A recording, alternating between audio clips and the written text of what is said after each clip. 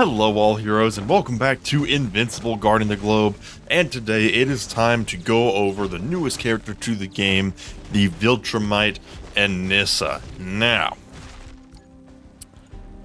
don't judge.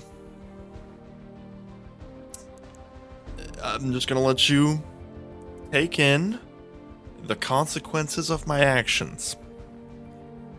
Funny enough, courtesy of some exceptional luck, it didn't actually cost as much as you would think. And while I'm at it, I have Thula up to 2 stars. So, you know, nice little side benefit there. You might also notice a little artifact there. We'll talk about that in just a second. Y'all know from Universa and Mamushi back in the Avatar days, I got a type. I got a weakness. But I'm just gonna ask for compassion and understanding, as we all remember that we are all human. And she ain't, which makes it even better. But we're just gonna move past that one. Anissa, newest character to the game and our 5th Viltrumite in the game, which means we can have, technically speaking, if we count Omni-Man and Invincible, we can have a 5-man Viltrumite team now. She is coming to us as a From Worlds Beyond character, as did Thula and Lucan before her. Her tags are nice and simple: Viltrumites, melee, flying, and invaders. And she is a melee unit, as shown both here and in her combat style. Now, she's an interesting one.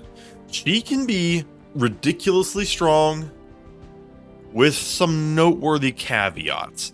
Because to make her strong, she's got to be in the correct situation. Now let's talk about that.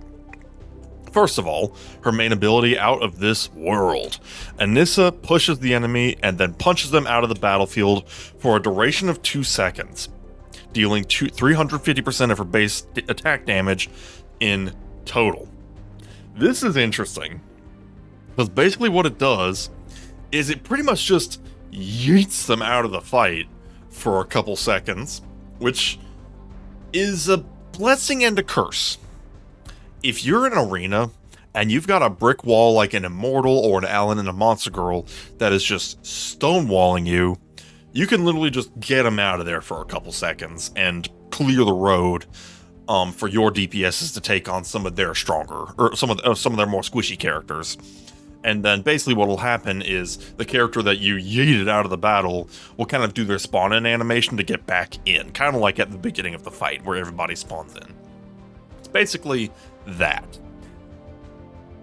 But in Cecil's Nightmares, it doesn't translate very well, because an enemy that is not in the field is an enemy that's not dying. And that means that you're going to have to spend more time mowing them down, and that can hurt your score. So, you know, a really great arena ability, maybe not cooking so much on the on the Cecil's Nightmare side. If we take a peek at her extra stuff here, she can also reduce the enemy's main ability charge when you get her up to about level 5, and then at level 10, the enemy is knocked out for 4 seconds with higher damage and reducing their main ability charge by 20 seconds, or excuse me, 20%, and the cooldown goes down to 20 seconds. Again, great for something like Arena, where time doesn't really matter, and you need to get their tanks out of the way, because there are some tanky boys in Arena. Cecil's Nightmares, though, time is of the essence, and that 4 seconds of an enemy being out of range of your attacks is strangely counterintuitive, funny enough.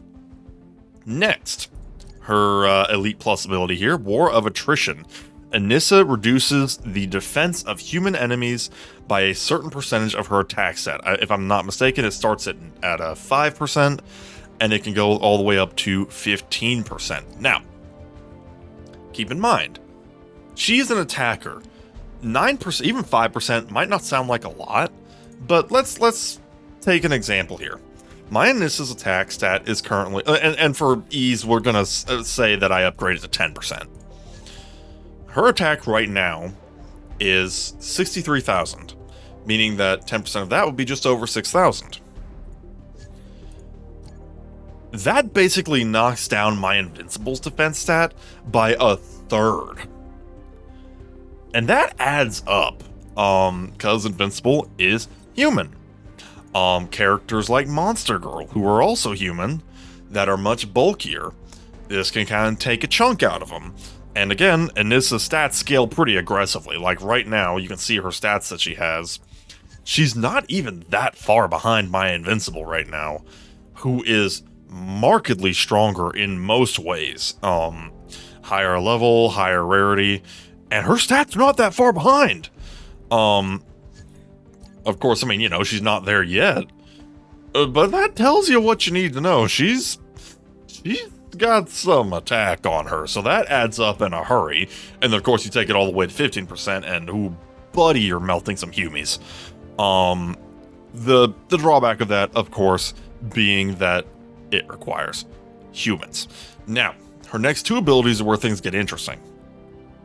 Blast Through. When an enemy is pushed by an ally, Anissa dashes towards them, flying through any enemy on the way, dealing 200% of her base attack damage while applying a bleed effect for 100% of her base attack damage in a total over 5 seconds. So, she has extremely aggressive push synergy. Whenever one of your allies pushes an enemy, she's basically going to get totally triggered, zero in on him, and just go for him immediately, mowing through anybody on her way in the process and aggroing on them. Combining the bleed damage here, basically doing a total of 300% damage. Take it all the way to level 10, damage goes up to 225% and 120% respectively, and she can reduce the healing effects to almost nothing for 5 seconds, and the cooldown goes down to a cool crisp 5 seconds. The healing effect, I think she gets that at... oh, no. She gets that pretty early. The healing reduction she gets pretty early at 3, so that's not a bad breakpoint there. The caveat to that, of course, requires you to have push allies. Now, push does not get a lot of attention, because it's kind of like the lesser brother of stun, where it's like, why would you have push when you can have stun?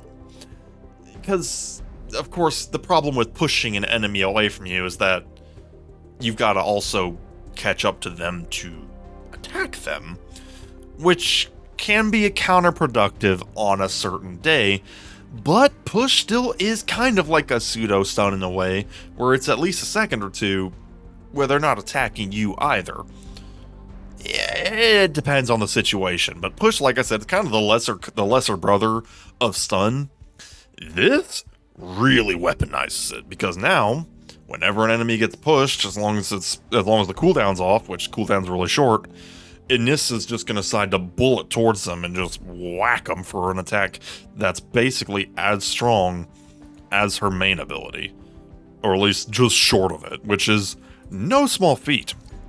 And additionally, if an enemy dies, her next ability, her last ability, Unrelenting, if an enemy dies from the Blast Through ability, so if she mows down somebody who is already on death's door and she finishes them off, she fully charges her Out of This World, her main ability. She completely charges it and can use it immediately, which means she'll probably use it on the person who got pushed.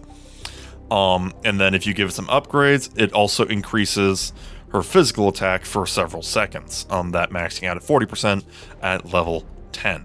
Again, adding on to that push synergy, where not only does she give him a nasty hit from this, but also if she gets a kill, she can use her main ability and do an equally disgusting hit out of nowhere.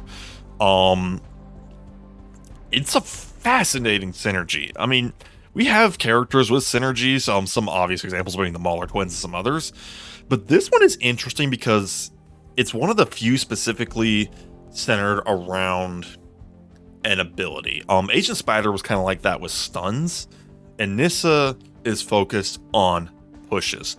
Now, here's the thing. She is fantastic with some caveats. First of all, really helps fight humans. Thankfully, there's a lot of humans in the game. Let's take a peek here. Of the heroes in the game, we have 1, 2, It's Invincible, Adam Eve, Monster Girl, Shrinking Ray, Bulletproof, the Immortal. Does War Woman count as human?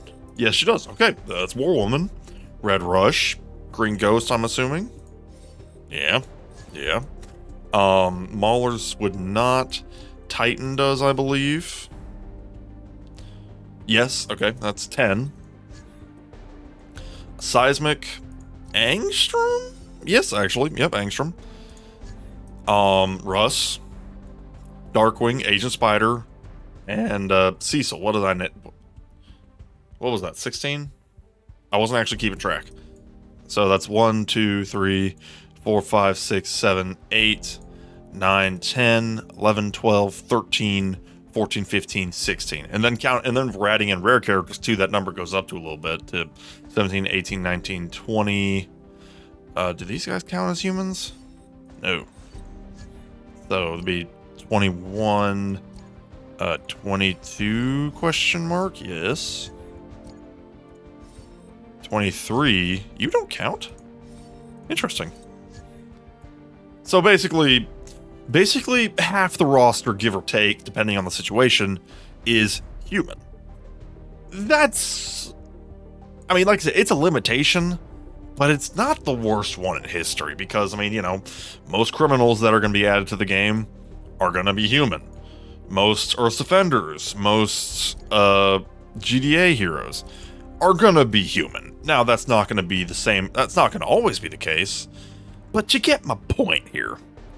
Even though it is a restriction, it is far from the worst restriction she could have had. I mean, like Invincible, Adam Eve, two of the best characters in the game. They human. Monster Girl, bulkiest defender in the game, or bruiser defender, basically. She human. So that is not the worst thing in history. Now, let's talk about Push. Because, like I said, Push is like the lesser-known brother of Stun that not nearly as many people like. Because what Push basically does is it turns off friction on the enemy character for a second and pushes them in a certain direction. Basically operating not unlike a stun, except that instead of just sitting there being dazed, they're moving. The caveat to that being that, of course, your character's kind of got to chase them down. So let's talk about Push, because that kind of limits her team, with the exception of a certain situation, which we'll talk about in a second here. First of all, Lucan. Let's talk Lucan, because Lucan is not amazing. Lucan has been dunked on quite a bit, especially compared to other defenders. But you know what he does a lot of?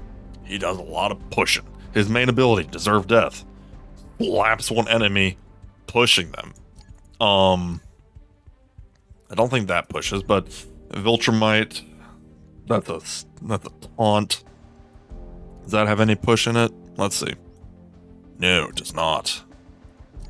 Okay, so he doesn't have as much push as I thought he did, but just if we're comparing apples to apples here, Viltrumites to Viltrumites, Lucan is the one they obviously want you to pair her with. His main ability is a push ability, and to be fair, 20 seconds is not that crazy. Slap 3 random enemies, just it's just a funny image. So yeah, the problem is that the synergy is on Lucan, which is not the most ideal thing in history. But there are other characters. Let's talk about a couple of them. First of all, Omni-Man. Gut Punch is like, it's the thing you want to love so bad, but you just can't. You think, you know, having an insta-kill ability would be so cool, and yet it so rarely actually triggers and has a massive cooldown. But, you know what?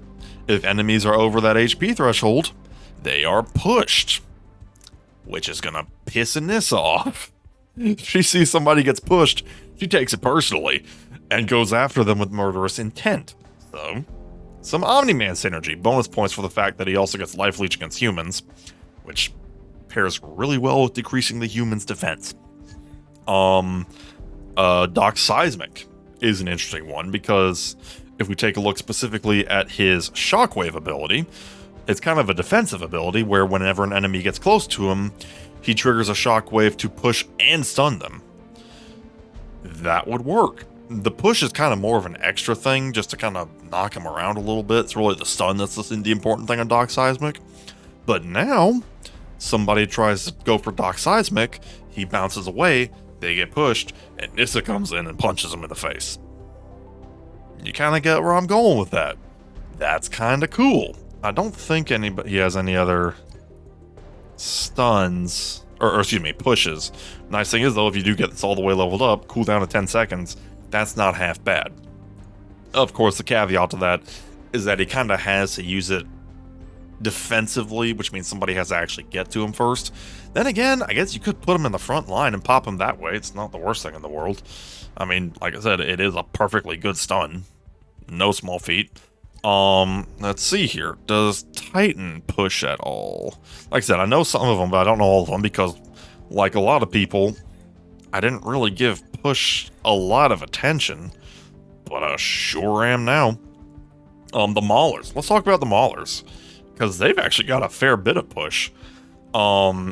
If we look at the Mauler twins, get out ability here, if somebody gets in melee range, kind of like with Doc Seismic, he will basically smack him with the gun and push him out of the way. That would work. Melee Mauler, if we take a peek at his main ability here, Battering Ram, whenever he's dashing towards somebody, if somebody's in his path, he pushes them. That would work.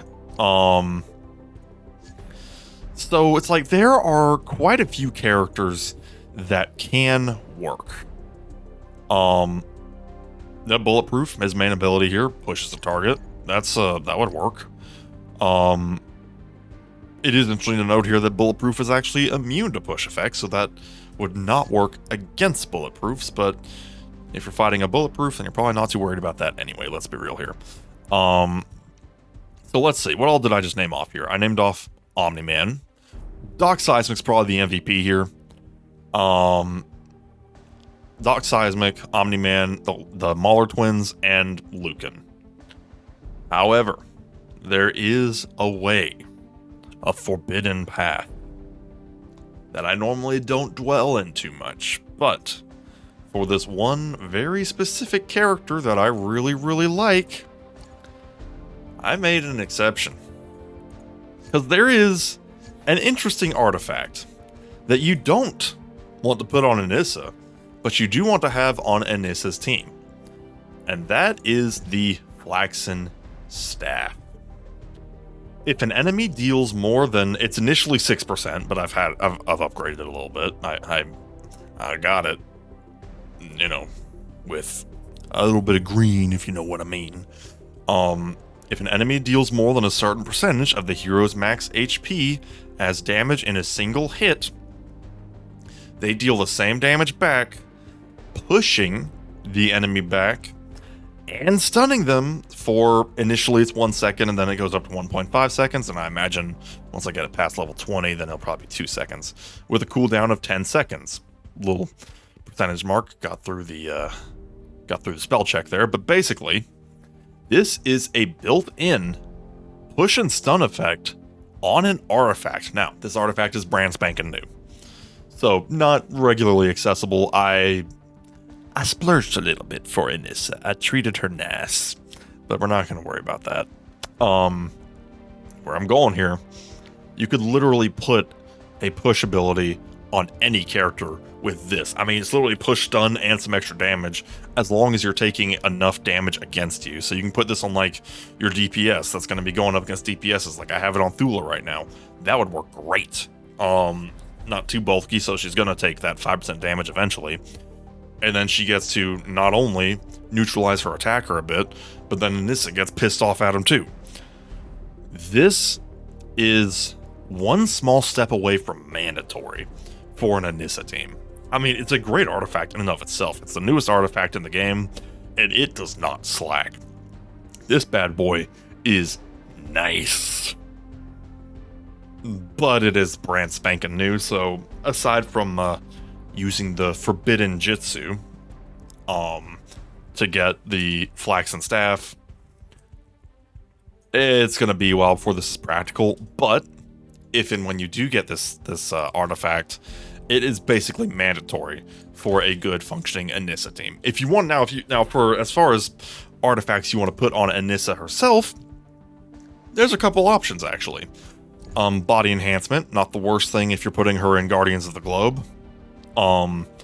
Crit chance, extra damage, not a bad thing. Damien Darkblood's Notes is an interesting one, as it decreases the defense of all human enemies by, at this point, it's 12%. I think it starts out at 10%, I could be wrong. But decreases the defense of all human enemies. Stack that on top of her defense shredding. You're kind of cooking something there. That really tears him up. So not a bad idea. Battle Hologram is a good little support extra bit. GDA Cloaking Device, of course, is great because of the invisibility and the crit damage boost. Not bad at all. Yeah, those are pretty amazing. I guess you could use Cerulean Cosmos Flower if you have it. Just as more of a defensive option. Flaxon Anti-Aging Bracelet is a good mainstay, just ability cooldown, nice and easy. You have a few here that are like damage based. The Martian Spear, Mark Grayson's Earpiece, and the Burger Mart Trash Bag. Of these 3 items, Mark Grayson's Earpiece is probably the easiest one to get because it's regularly available in Arena. Well, I say easy with a grain of salt. It's regularly available. You gotta get good scoring and leaderboards to get it, but at least it is there. And it is AoE damage, which is not a bad thing, and it's 50% of the target's attack power. So, you know, any of these damage ones are okay. So basically, just to recap, body enhancement, Damien Darkblood's Notes, cloaking device, anti-aging bracelet, spear, earpiece, trash bag, those last 3 if you want more damage. So yeah, now, like I said, it's kind of implied that they really want her to run with Lucan. And you know what? Whatever. I think it would be cool to build up a good Viltrumite team. For now, though, I'm going to focus on building up Anissa and then probably Thula after that. And we'll go from there. For a last note here, I've done pretty dang good in this Anissa mode. But even with my Omnipotent plus Anissa, I hope this means that the game's making good money, because all of this means that there's stronger Anissas than me out there that would have had to have spent money. I'm at rank 13. Now, to be fair, I've got a lot that I can still squeeze out of her. I'm not anywhere close to having her fully leveled, which I've still got a week to do that, thank goodness. But I very well might not make top 10, which would be sad, but it is what it is. But if you're wondering, if your goal is to get to top 10, you're like, oh, should I spend to try and get to top 10? I've got an Omnipotent plus Anissa, and I'm not even in top 10.